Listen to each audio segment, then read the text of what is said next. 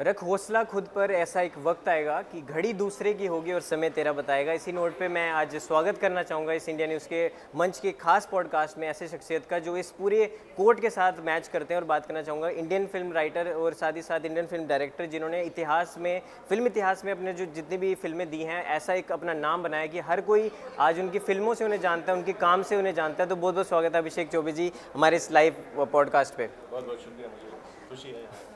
बिल्कुल, जैसा कि मैंने कहा कि समय दूसरे, मतलब आपका जो समय है और जो घड़ी दूसरे की, आज वैसा समय आ चुका है। और आपका नेटफ्लिक्स पे समय भी अब हो चुका है कि नई आपकी जो सीरीज़ आ रही है उसके बारे में बात करने का। तो कहीं ना कहीं बात की जाए तो पहले उस शो के बारे में थोड़ा सा सर बताइए, और फिर आगे सफ़रनामे के बारे में बात करेंगे। जो क्योंकि आप, मैंने जब पढ़ भी रहा था कि आप ऑल इंडिया ट्रैवल कर चुके हैं और हर कोई, आपकी जन्मभूमि अलग है, कर्म भूमि अलग है, तो उसके बारे में बात करते हैं। पहले से थोड़ा सा नेटफ्लिक्स के साथ प्रोजेक्ट आ रहा है उसके बारे में थोड़ी बात करेंगे। जी, नेटफ्लिक्स के साथ मेरे एसोसिएशन अब काफ़ी अरसा हो चुका, 4-5 साल से मैं उनके साथ लगातार काम कर रहा हूँ और बहुत ही बढ़िया एसोसिएशन रहा है। उनके लिए मैंने रे फिल्म में भी फिल्म बनाई थी और अनकही कहानियाँ में भी फिल्म बनाई थी। और ये आप कहिए, ये जो स्क्रिप्ट है जिसका नाम किलर सूप है, जिस पे हमने शो बनाया है, ये पैंडेमिक की देन। तो जब कोरोना काल आया तो हमारे पास घर पर बैठने के अलावा कोई काम था नहीं, तो उसमें बैठे बैठे एक बड़ी अतरंगी सी कहानी दिमाग में आई और उसके ऊपर हमने स्क्रिप्ट लिख डाली। और उसकी आई मीन वो उसमें बहुत सारे फ्लेवर्स हैं इस कहानी में, क्योंकि आप देखिए आमतौर पे सीरीज में थ्रिलर बड़ा मन करता है लोगों को, थ्रिलर देखने में बड़ा मजा आता है। तो थ्रिलर तो है, लेकिन जो एक सीरीज का फॉर्मेट है उससे हमने थोड़ा खिलवाड़ भी किया है। हमने इसमें डार्क ह्यूमर भी रखा है, जो कि लोगों को जिसमें बड़ा मजा आता है। बिल्कुल बिल्कुल।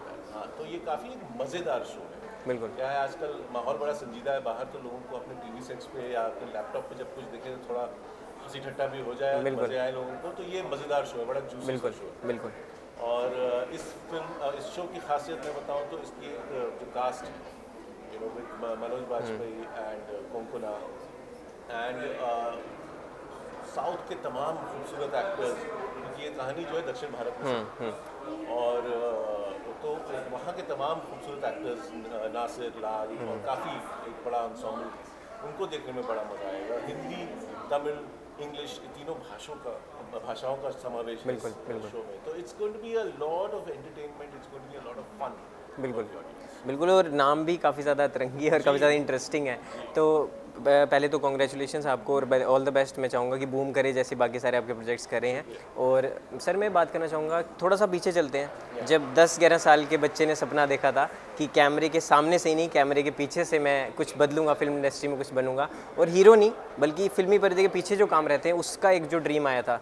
और उस समय हमें तो ये भी नहीं पता था कि भाई बैग का रखा है स्कूल का और उस समय आपने ये चीज़ें सोच ली थी, तो एक अच्छी बात भी है वो। और आने वाले जो हमारे अब यंगस्टर हैं, जेन ज़ी जनरेशन है, उनके लिए भी एक मोटिवेशन है कि इस तरह के भी सोच आप रखते थे उस समय। तो वो थोड़ा सा बताइए कैसा रहा वो कारवां पूरा। जी, आई मीन ऐसा था कि जो मैं जिस परिवार से, जिस हेरिटेज से आता हूँ, मेरे परिवार में, मेरे मदर साइड में, हमारी तो न्यूक्लियर फैमिली थी, सिर्फ पिता माता जी और, लेकिन और पिताजी की ट्रांसफरेबल जॉब थी। लेकिन हम छुट्टियों में, गर्मी की, सर्दी की, पूजा में हम जाते थे फैजाबाद और लखनऊ। तो वहाँ पर एक वो फिल्म क्रेजी पब्लिक थी। और वैसे भी लखनऊ में काफ़ी क्रिकेट और फिल्म दोनों खतरनाक क्रेज। बिल्कुल। और उस ज़माने में तो और भी ज़्यादा था, बिकॉज सैटेलाइट टीवी तो खरामा आ ही रहा था, मतलब बिल्कुल।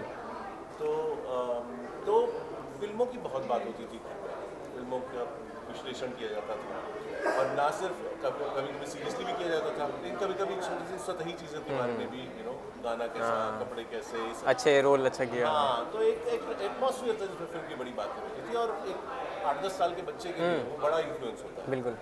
और मुझे सबसे ज़्यादा मज़ा आता था उस दौरान भी, जब थिएटर में जाते थे और अंधेरा हो जाता था, उसमें फिर ये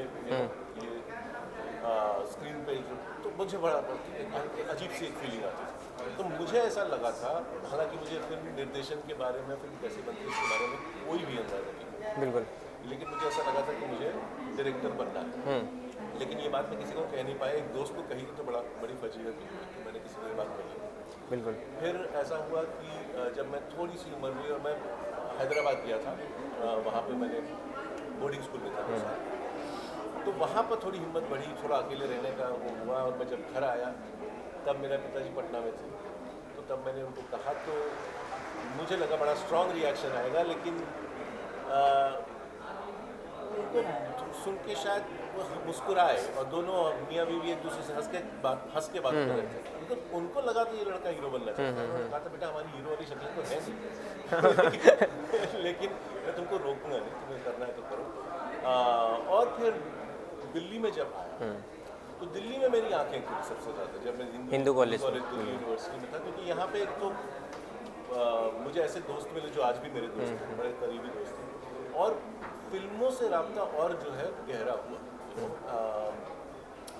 सिर्फ हिंदी सिनेमा नहीं, और हिंदी का जो मेन स्ट्रीम सिनेमा नहीं, बट हिंदी का जो अल्टरनेटिव पैरेलल सिनेमा उसको कहा जाता है, हिंदी के अलावा हमारे देश की दूसरी भाषाओं का जो सिनेमा है वो भी देखा, और हिंदुस्तान के अलावा बाहर का भी, सिर्फ अंग्रेजी नहीं, बट आप यूरोपियन के लिए या जापानीज के लिए उस सिनेमा से भी एक तरीके से इंट्रोडक्शन किया, और समझ में आया कि ये क्या अथाह समंदर है, और इसमें और इसमें डुबकी लगाने का मतलब एक एनकरेजमेंट मुझे, दिशा मुझे दिल्ली में मिली। बिल्कुल। और दिल्ली कहीं ना कहीं आपकी कर्म भूमि भी रही है, और वही मैं आप उस बात पे आ रहा था कि यूपी में आप बॉर्न हुए, फिर पटना में रहे, आपने बताया हैदराबाद में भी थोड़ी देर रहे, तो ऑल इंडिया आपने घूमा, तो कहीं ना कहीं वो जो एक पूरा सफ़रनामा था उसकी आपकी जो विजुअलाइजेशन है फिल्मों को लेके, उसमें भी फ़र्क पड़ा उस चीज़ का, क्योंकि हम पंकज त्रिपाठी साहब ने कहा था कि जिसको अगर पूरा इंडिया समझना है, आगे कुछ लाइफ में करना है, एक बार इंडिया पूरा घूम लो, ट्रैवल कर लो।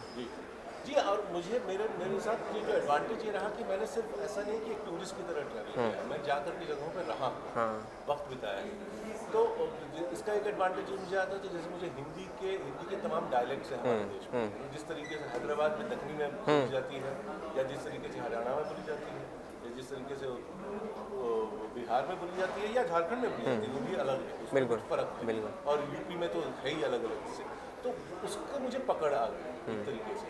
और आप अगर गौर करें तो मेरी फिल्मों में हिंदी के डिफरेंट डायलेक्ट्स आपको देखने को मिलेंगे।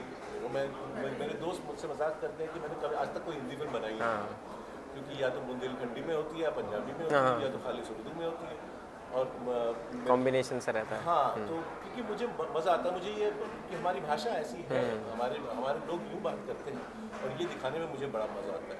तो एक हिंदुस्तान को, एक अपने देश को एक नए तरीके से देखना, मतलब एक जगह रह कर के भी आप पूरी दुनिया घूम सकते हो, लेकिन एक अलग अलग जगहों पर रहने से मेरी सिनेमा को बहुत प्रभावित हुआ। बिल्कुल। अगला सवाल थोड़ा सा फैमिली को लेके आया है कि आपके फादर साहब ने बड़ा सपोर्ट किया आपको, कमिंग फ्रॉम डिफरेंट बैकग्राउंड, उनका एक बैंकिंग सेक्टर और उस तरह का बैकग्राउंड था, और आपने बिल्कुल डिफरेंट डिसीजन लिया, और उस समय ऐसा डिसीजन कोई लेता भी नहीं था, या तो सरकारी नौकरी कर लो, या फिर आप अपना पढ़ाई पे फोकस करो, या फिर कुछ और चीज़ करो, या खेल कूद में आगे निकल जाओ। तो अभी भी कैसा उनका रहता है कि कोई आप फिल्म करके आते हो तो अभी भी क्रिटिक्स की तरह, वो होम क्रिटिक्स तो देसी क्रिटिक्स होते हैं, और अब तो जीवन साथी भी आपकी लाइफ में आ गया, तो उनका कैसा डिनर टेबल पे क्या बातें होती हैं आजकल? मेरी माता जी तो बहुत ज़्यादा बायस है, और अगर सच्ची बात कहूँ तो जिस तरीके का मेरा सिनेमा है, वो उस तरीके का सिनेमा देखती नहीं थी, अब देखती है क्योंकि मैं बनाता हूँ। अच्छा। तो उनका जजमेंट तो सीरियसली नहीं लेना चाहिए, वो पूरी तरीके से बायस्ड है, पूरा इमोशनल है। पिताजी थोड़ा क्रिटिक करते हैं, मुझे देख करके उनको भी थोड़ा शौक हुआ, और थोड़ा बीच में वो कहानियाँ वानियाँ लिखते रहते हैं। तो लेकिन उनसे बातचीत इंटरेस्टिंग होती है सिनेमा के बारे में, वो मेरी स्क्रिप्ट भी पढ़ा करते हैं, और उस पर कुछ कमेंट हो तो वो भी देते हैं। और सबसे जो बड़ी बात है कि इतने साल सिनेमा का इतने बड़े भक्त रहने के बावजूद सिनेमा का जो बनाया कैसे जाता है उसके बारे में कोई भी अंदाजा नहीं। और जब उन्होंने देखा मुझे काम करते हुए, आमतौर पर जब भी मैं फिल्म बनाता हूँ सेट पे आते हैं और देखते हैं और बोलते हैं भैया बहुत बढ़िया डिसीजन लिया कि हम इसमें नहीं घुसे, क्योंकि ये बड़ा ही मुश्किल मुश्किल डाइवर्स काम है, बिल्कुल। हाँ, मगजमारी का काम है, बिल्कुल। तो बट ऑनेस्टली एक बात कहूँ तो उनको बड़ी खुशी है कि मैं बिल्कुल। जो कर रहा हूँ उनसे बहुत उनको भी और हमें भी बहुत खुशी है जिस तरह का एंटरटेनमेंट आप देते रहे। फिल्मों की बात करूँ तो आपकी 2 फिल्में मेरे दिल के बहुत करीब है। एक तो उड़ता पंजाब जो मेरी, क्योंकि शाहिद कपूर मेरे फेवरेट है, तो एक तो वो फिल्म, और दूसरी सोन चिड़िया, वो भी बहुत बेहतरीन फिल्म है। तो सबकी अगर कहानी और सबका जो विजुअलाइजेशन है सब अलग है, और अब जो आज के जो फिल्म मेकर्स हैं और अब जो यूथ आपको देखता है, तो उनके लिए क्या मंत्रा देना चाहेंगे कि इस तरह से आप काम कीजिए, क्योंकि आपके पास ना फिल्म स्कूल में जा पाए, उतना आपके पास सोर्स नहीं था, तो अब क्या आप एक मिशन और एक मैसेज देना चाहेंगे? मंत्रा क्या है आपका? मतलब मुझे ऐसा लगता है कि किसी भी कोई यूथ जो है जो उस देखिए हमारा देश जो है डेवलप हो रहा है, हम बढ़ रहे हैं, और हमें और हिंदुस्तानियों में एक सेल्फ इम्प्रूवमेंट जीन है, अपने आप को बेहतर करने की एक लगन है, बिल्कुल बिल्कुल। चाहते हैं सब। तो हमको लगता है कि हम जो अपने सिनेमा से एक्सपेक्ट करते हैं और जिस तरीके का सिनेमा देखना चाहते हैं, उसमें तब्दीली और उसमें इम्प्रूवमेंट आना बहुत ज़रूरी है, वो और बेहतर होना चाहिए। तो नई जनरेशन में मेरी यही गुजारिश है कि अच्छा सिनेमा और देखें, और अच्छा सिनेमा बने तो उसको इंकरेज करें, उसकी टिकट खरीदें, उसके लिए थिएटर में जाएं। चलता हुआ सिनेमा तो बहुत बनता है, उसकी कोई कमी नहीं है, लेकिन अच्छे सिनेमा को भी पे भरोसा करें और जाएं, टिकट खरीदें, ताकि और अच्छा सिनेमा बने। बिल्कुल सर, ये अब एक और बात है कि कोविड के जिस पे आपकी फिल्म आ रही है, उसमें हमारा जो सिनेमा है वो रिफर्बिश हुआ है, और कहीं ना कहीं हमने देखा रीजनल सिनेमा उठा है और ऑस्कर तक भी पहुंचा है। तो अब आपको लगता है कि कहीं ना कहीं अब इतनी डाइवर्स हो चुका है सिनेमा कि अब हमें ऐसा नहीं लगना चाहिए कि बॉलीवुड अलग है और साउथ अलग है, इंडियन सिनेमा अब कहना चाहिए? जी ज़रूर कहना चाहिए, ज़रूर कहना चाहिए, और ये बहुत ही अच्छा डेवलपमेंट है मुझे ऐसा लगता है, क्योंकि दूरियों को मिटाना बहुत ज़रूरी है, और एक भारतीय होने के नाते हमें जो है अपनी इस चीज़ को ध्यान में रखना पड़ेगा कि हमारे देश में बहुत भाषाएँ हैं, और अगर आप सारी सीख नहीं सकते, लेकिन सारी की इज्जत करना तो सीखिए, और उनका सिनेमा जा कर के देखना, महसूस करना कि क्या है, किस तरीके के कंसर्न्स हैं, किस चीज़ पे फिल्म बना रहे हैं, ये हमारे लोगों को एक दूसरे के करीब लाता है। बिल्कुल। तो ये जो दक्षिण भारतीय सिनेमा, अब कितने सारे डायरेक्टर्स बॉम्बे में बना रहे हैं, दक्षिण भारतीय हीरोज बॉम्बे की फिल्मों में काम कर रहे हैं, ये बहुत बढ़िया इम्प्रूवमेंट है। ऐसा पहले भी बिल्कुल, हुआ है, बिल्कुल। 80 के दशक में भी हुआ है, लेकिन जिस लेवल पे अभी हो रहा है वो अलग है। बिल्कुल। I think it's bringing people together, bringing people closer, and that's wonderful. बिल्कुल। लास्ट 2 क्वेश्चंस, आपका ज़्यादा समय नहीं लूँगा। मैं ये पूछना चाहता हूँ, आपने कहा कि मैं एक अच्छा एक्टर नहीं हूँ, आपने कहा था, और अब तो आप जो शक्ल वाली बात थी, आप जो बोल रहे थे, ऐसा अब तो ऐसा कुछ भी नहीं है, और आज के सिनेमा तो अब आपने सोचा कि यार एक स्क्रिप्ट मैं भी ट्राई करता हूँ जैसे बाकी डायरेक्टर्स कर रहे हैं। नहीं, मगर मेरी किसी से दुश्मनी होगी तो मैं उससे ज़रूर एक्टिंग का काम मांग लूँगा।